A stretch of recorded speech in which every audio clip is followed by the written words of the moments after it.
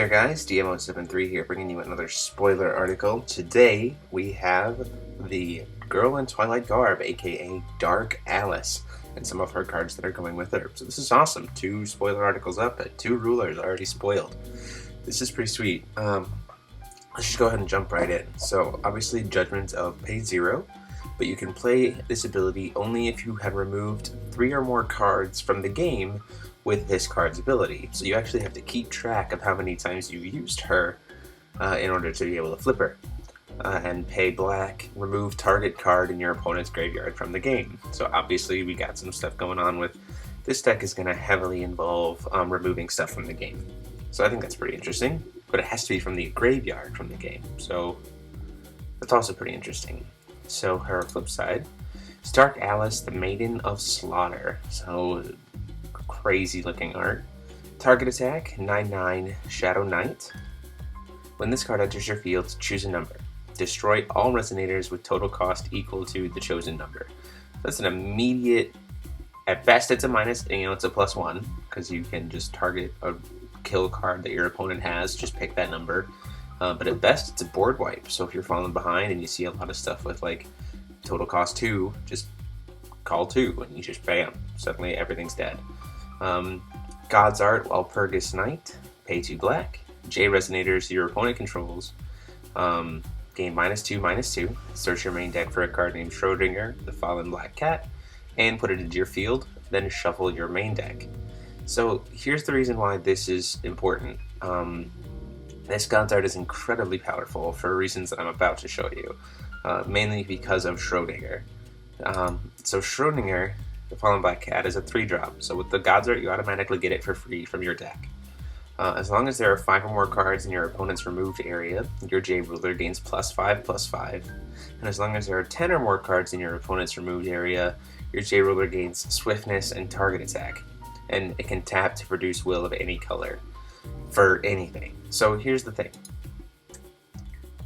With the God's Art of pay 2, you can grab the you can field nuke when she comes in. You can play her God's Art the same turn she comes into play because her J activate was 0, so you're probably going to have the will. And then you can get Schrodinger, and if you play it at the right time, suddenly Dark Alice is a 14/14 with Swiftness and Target Attack. And your opponent's side of the field is a -2. So you can use her to pretty much clear the field, including a J/Resonate, a J Ruler. Because most J Rulers aren't going to be able to, especially after a -2/-2, handle a 14/14 crashing into them. And think about it also, if you have Death Scythe, they can't gain Imperishable too, so you can just completely clear the field. This is a very, very powerful Darkness Ruler. I'm very excited about it. The other thing about Schrodinger is you can banish this card to give your J Ruler Imperishable, so that ability has kind of come back. So really, really cool.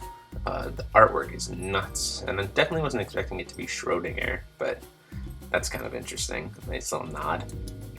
So now we have a couple cards. We have Recollection of Dystopia. It's a 2-drop spell similar to Grand Cross. Your opponent banishes a resonator, and as long as your J Ruler is Dark Alice, Maiden of Slaughter, you can pay 2 less to play its God's Art ability this turn. So again, even more bonus with this card, because you can kill a second resonator that your opponent chooses. You can kill another thing that's on their field that you haven't hit, play your God's Art for free, grab Schrodinger. Like, lots of stuff stacks on top of each other with these cards, and I think that's very, very cool. Shadow Assassin, 2-drop, 100/500 Shadow. When this card deals damage to a resonator, destroy that resonator. So this is essentially a Darkness version of 1-Inch Boy, but it has 500 defense. So I'm okay with this, but like that extra defense boost puts this card significantly better than 1-Inch Boy. Sure, 1-Inch Boy is a fairy tale, so it has some synergy there, but I mean, it's the same total cost. It has the same exact ability, but different stats. So I think that's kind of interesting. I wish 1-Inch Boy would have 500 defense. Shadow Doppelganger. It's a 4-drop 0/0, but as this enters your field, remove a Resonator in your graveyard from the game, and if you do, this card enters your field as a copy of that card. So essentially what happens is this card just copies, it becomes whatever you RFG. It's not itself anymore, it copies the card. So, you know, if you have a Susano in the grave, just do this, it becomes a Shadow Doppelganger, but then also gets both of Susano's effects because it is a copy of it. Lots of crazy shenanigans that you could do with this card. Very interesting. And then lastly, we have Dark Alice is familiar. The picture is really small, so I had to kind of zoom it in. It's just a 1-drop 3/2. When this card enters your field, reveal the top card of your main deck. If it's a Shadow Resonator, put it into your hand. So, helps to speed up the deck for Alice, Dark Alice decks, you know, Shadow decks. Shadow / Bat, these little bat head thing. Anyway, so yeah, just a simple little 1-drop, nothing really to shake home about. So there you have it, guys. That is all the spoilers we have for now. Tune in tomorrow for the Blazer Cthulhu Incarnate deck profile, and next week for more spoiler articles. Go ahead and let me know what you thought about these cards, whether you'd run them, whether you think they're not that great. And like, comment, and subscribe. And until next time, this is TMO73, signing off.